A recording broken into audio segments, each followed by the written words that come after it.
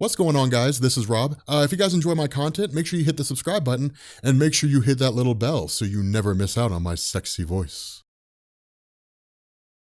Okay, so we are back with Infinity War. It only took us 3 years. It only took us 3 years to finish this. So in 3 more years, we'll do part 3. No, we're not gonna. We're gonna finish it all this week. So here is the overall gist of what's going on. Really, the first video, and I'll actually go back and rename it. The first video is really more of like an aftermath to Infinity Gauntlet than anything else. One thing to bear in mind is that ever since like 1968, nothing in Marvel's really existed in real time. I mean, there are a couple things here and there, like they'll reference things that exist in real time, and that'll kind of give us the starting point. But by and large, Marvel doesn't reference like actual dates. When it came to the Infinity War story, it's really part of a trilogy, and we'll figure out why here in a second, but it's part of a trilogy. It's Infinity Gauntlet, Infinity War, and then Infinity Crusade. Infinity Gauntlet, of course, as most everybody knows, Thanos gets the Infinity Gauntlet, all pandemonium ensues, so on and so forth, and things progress exactly as you would expect they would when Thanos gets absolute power, absolute control over the universe. Infinity War happens immediately after, like less than a day after Infinity Gauntlet starts, maybe a little bit longer, but it's almost right off the bat. And so in the first video, what we basically ran over was that as part of this aftermath, there was basically the trial of Adam Warlock. Then Infinity Gauntlet ended with Adam Warlock taking the Infinity Gauntlet and then basically fixing everything that Thanos had screwed up. But immediately after that happened, he was taken to the dimension of manifestations, which we'll talk about here in a minute. He's taken to this other dimension, and he's basically put on trial by the Living Tribunal at the request of all the cosmic entities. And because the Living Tribunal exists to make sure there's no cosmic imbalance, which is to say that there's no two versions of the same cosmic entity, more or less, because Thanos sought to replace Eternity, the Living Tribunal did not intervene during Infinity Gauntlet. But because of the fact that Adam Warlock seeks to rule alongside Eternity, that creates an imbalance. And so ultimately, the Living Tribunal said, nope, there can only be one representation of the universe. That's Eternity. Adam Warlock cannot be an equal to it. He either has to be above it or below it. And so because of that, what ended up happening is Eternity's response was, well, then just disband the Infinity Gauntlet. Make it so no one can use it. And that's what the Living Tribunal did. The Living Tribunal basically decreed that the Infinity Gauntlet could not be used under any circumstance, that the gems, if brought together, would not be able to work in unison. And so Adam Warlock, in turn, formed the Infinity Watch, which, as I forgot it was Drax the Destroyer before. People kept reminding, they were like, it's Drax the Destroyer. He ate one of the Infinity Stones because he thought it was a jelly bean. Yes, he did. Yes, he did. He ate an Infinity Stone because it was shaped like a jelly bean and he thought it was a jelly bean. But the original Infinity Watch was Gamora and Pip the Troll and Thanos and Adam Warlock and Moondragon and Drax the Destroyer. And so what this did is it goes directly into this whole scenario. Now, that's kind of where things get a little hairy. There's the main Infinity War story, and then there's all the tie-ins. The tie-ins are not necessary, so we're not going to worry about that too much. But for the main story itself, we basically pick up in the aftermath of all these doppelgangers that have been running around. Now, the first issue just kind of like showed us things were popping off, and we didn't really know why. All we knew was that the villain, the Magus, had returned, and there was like a doppelganger of Thanos, and then the doppelganger of a couple other villains here, a couple other superheroes here and there on Earth, but we didn't really know what the main purpose was, what the main basis behind it was. What this does is it reveals a lot of that stuff. Now, some of the stuff that kind of reveals where the doppelgangers came from, that comes from the Quasar tie-in, which we'll just kind of run over in terms of like where they're coming from. We'll run over that in this video and leave the rest of the tie-in out because the rest of the tie-in is not very important. But the overall gist is that Reed Richards has basically brought together like all the superheroes on Earth. Now, there's a couple things that I want you guys to bear in mind here. So what this does is this comes in the midst of Marvel in the early 1990s. This story was like 1992 or something like that. So there's characters like Wonder Man, who's just really strong and has a power of flight and your standard abilities of superheroes. Strong Guy and the various other people who were wearing like those navy blue and yellow X-Men outfits, that's X-Factor. That's the newest version of the X-Factor team. So like Polaris with the green hair,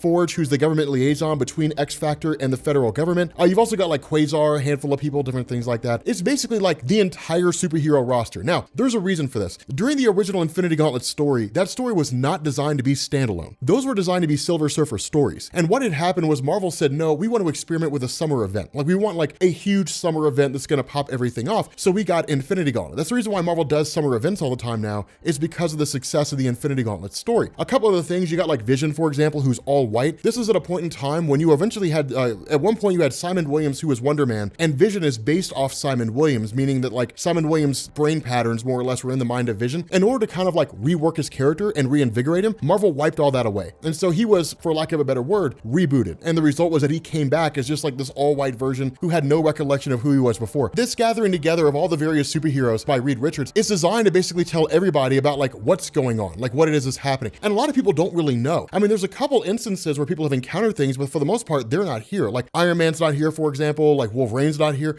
There's a couple characters here and there, and we'll talk about them a little bit more here in a second. But at this point, what we do is we shift our attention to Kane the Conqueror and to Doctor Doom. Now, the two of them met up in the first issue, the video that came before this in part 1. But the reason why we have like these two guys meeting up is because of the fact that there is just like these massive sources of energy that are popping up across the universe, and people are basically trying to trace them. We'll switch over to Galactus here in a minute, and he's basically doing the same thing. But the whole gist here is to ask the question, like, what's going on? Like, what are these energy sources? Because coming directly out of Infinity Gauntlet, everybody's on edge. Like, the universe was almost totally destroyed by Thanos. But for Doctor Doom and Kane the Conqueror, the reason why these two guys are paired up is, historically speaking, in Marvel Comics, when it comes to their publications, they're always trying to acquire absolute power. With Doctor Doom in Secret Wars in 1984, it was stealing the power of Galactus and then stealing the power of the Beyonder. It's always that way with his character. And that's what he's doing here. I mean, it's really one of these things where like their goals are similar in the sense that like they're trying to find the source of its energy, but once the source is located, they're going to break off and they're basically going to end up fighting each other, because Kane the Conqueror wants to do the same thing. He wants to gain all this power for himself. And so ultimately they end up figuring out like where this power resides, or at least getting an idea of like where the signal's coming from. And so at this point, we switch over to Monster Island. Now, Monster Island served a couple purposes in Marvel Comics. One, it was literally a place where like all these monsters hung out, and it was cool for what it was. I mean, if you don't know about Monster Island, don't stress it. It's not a great big huge deal. But Monster Island is a place that nobody ever really goes to for a variety of reasons. One, because they never really have a reason to, and two, because it's a pretty hostile place. But the fact remains that the Infinity Watch meeting up alongside here with Thanos is simply the idea that Thanos had shown up here after realizing that like Magus had returned and Magus was up to something. Now, we will talk about Magus here in a second, because I'm sure a lot of you guys are probably kind of curious who this guy is. But the big question that everybody has is, why is Thanos here? And that's where it's kind of revealed to us that Thanos is like the secret member of the Infinity Watch. Adam Warlock didn't tell anybody else that Thanos is guarding one of the Infinity Stones. He's guarding the Reality Stone, or at least he's supposed to be. And so with Thanos having learned what was going on, what he's basically done is shown up here to Adam Warlock and say, look, things are dire now. One, the Magus has returned. Two, the Magus is trying to gain absolute power. And three, he's channeling some source of energy, and we don't know what it is. The only way to really know definitively what's going on here is to go to the only real source of information that's out there that can give us all our answers. We have to go to the Infinity Well in the realm of Mistress Death. Now, this is a dangerous proposition, and everyone knows it, because if you travel to the realm of Mistress Death and she gets angry, she won't let you leave, which means your soul will be confined there for all eternity.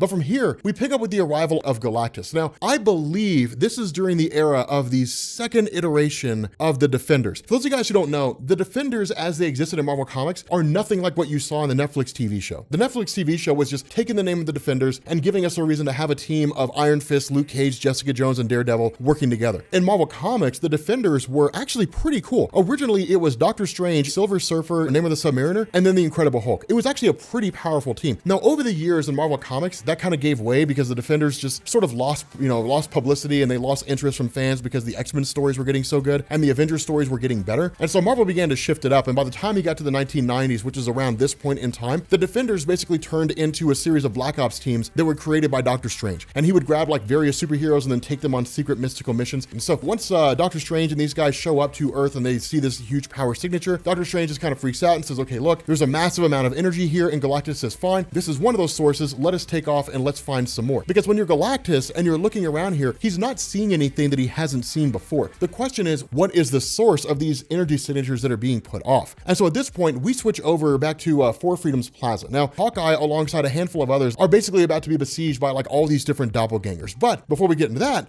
we switch back over to Adam Warlock.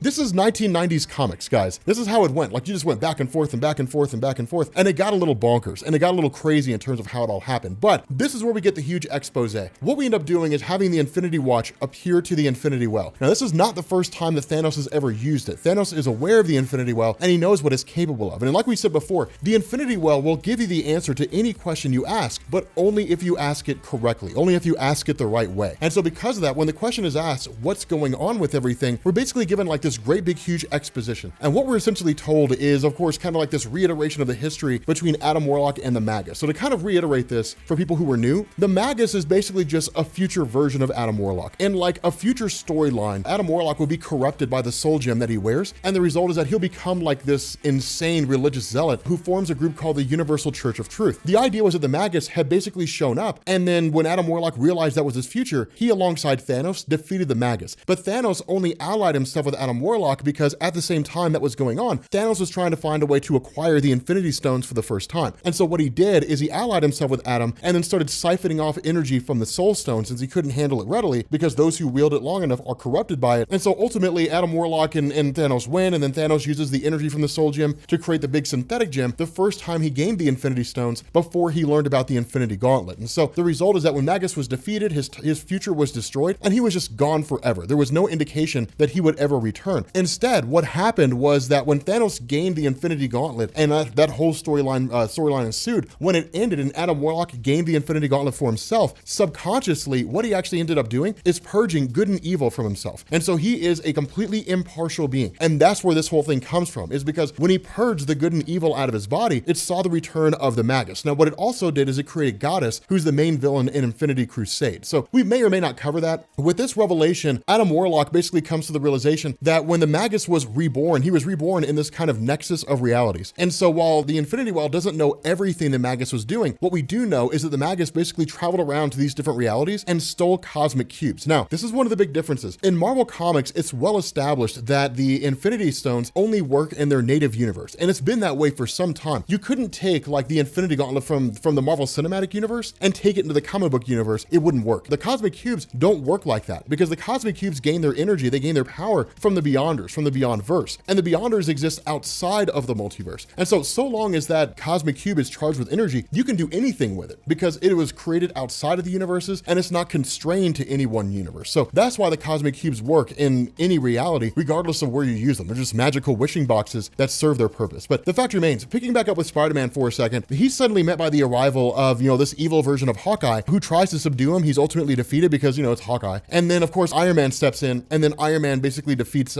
Spider-Man. That's the question that's really kind of being asked here is what's going on with all these various evil versions, evil counterparts of characters that are showing up. And so what happens is that where the Magus is observing the Infinity Watch, alongside this Doppelganger Thanos, where they're observing the Infinity Watch and watching them gain all this information through this well, they ultimately decide to cut them off once they believe they've gained enough information. And so what happens is the Magus essentially disrupts the cloaking abilities of the Infinity Watch and Mistress Death becomes aware of their presence. And that's why I say this is dangerous because with Mistress Death come rolling in, like if she gets mad enough, like they're not going to be allowed to leave. And so ultimately, once they realize what's happening with Mistress Death, as soon as she shows up, they immediately say, we got to get out of here. We got to bolt. And so they end up teleporting out. And that really kind of, leaves them in whatever their next state is. But from here, we pick up in Four Freedoms Plaza with like Reed Richards and the various superheroes and so on and so forth. And so what ends up happening here is that the various argument that's made from these guys is we basically have doppelgangers of us running around trying to attack us. Has anybody experienced anything like this? And then suddenly Wolverine chimes in. Now, to kind of step aside for a second, in the previous video, Wolverine defeated one of his doppelgangers, but the question is, where are these doppelgangers coming from? Okay, in Marvel Comics, you have something called the Dimension of Manifestations. Now, the Dimension of Manifestations is basically where cosmic entities go in order to gain what are called embodies or physical forms. The cosmic entities are ideologies. They're abstract. They don't really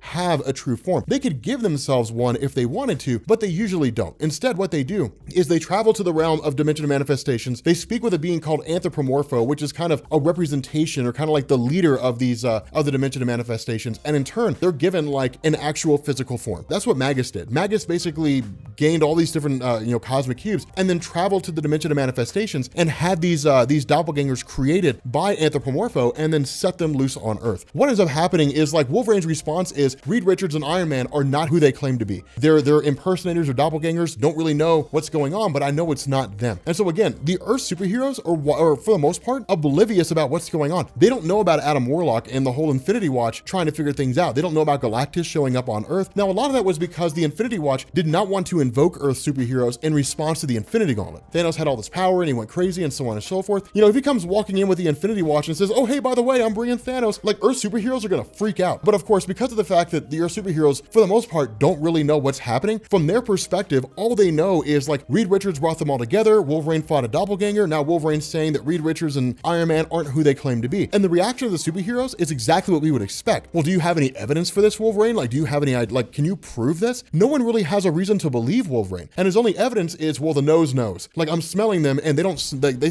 smell kind of like Reed and Iron Man, but like not exactly like them. But the fact remains, like, they hit up Xavier and they say, can you pick anything up? Now, this is the power of Anthropomorpho and the Dimension of Manifestations. When they create embodies, they are by and large exact identicals. superheroes. The only exception is, of course, Wolverine's ability to smell them, and even like Daredevil picks up a subtle difference. But for Charles Xavier, their brain patterns are exactly the same. They have all the same memories. There's no reason to believe mentally that they're not Reed Richards and they're not Iron Man. And so because of this, Daredevil basically goes through and kind of, uses his senses a little bit and picks up the fact that it is not actually Reed Richards and it's not actually Iron Man. And so that's when everything begins to, to descend into madness, because at this point, it suddenly turns into like monsters do on Maple Street, right? Like everybody's attacking everybody else. Everybody's just like, oh, you're the imposter. Well, you're an imposter. And it's just like this massive state of pandemonium. But the thing that really kind of slows it all down and really, kind of unifies the superheroes is when Reed Richards basically activates this massive bomb with the intention of killing everybody inside the building. And that's the crazy thing. When this bomb goes off, it happens at the same time that like Moondragon shows up to basically recruit the Earth superheroes. And that's the funny thing, because when you're Heather Douglas, when you're Moondragon, you're more intertwined with humanity than like anybody else as part of the Infinity Watch for the most part. But showing up and simply saying like, we need to grab the other Earth superheroes because sure, they'll freak out at first, but we can count on them because like they'll be reliable for the long haul. It's disrupted by the fact that everybody gets blown up. Basically, it seems like the X-Men, X-Factor, the Avengers, the Fantastic Four, the whole 9 yards, they all get blown to pieces. And what it does is it sets the stage for Magus, because now the only thing he has to worry about is like the Infinity Watch and like whatever other beings are out there. But for him, it's irrelevant. One, because he's got like 5 or 6 cosmic cubes at his disposal, and 2, he's still on the road for his main goal. But with that being said, guys, we're gonna bring this video to an end. If you are new here to Comics Explained, make sure you guys hit the sub button to become part of the Rob Corps. If you guys enjoy this video, make sure you drop a like, and I will catch you all later.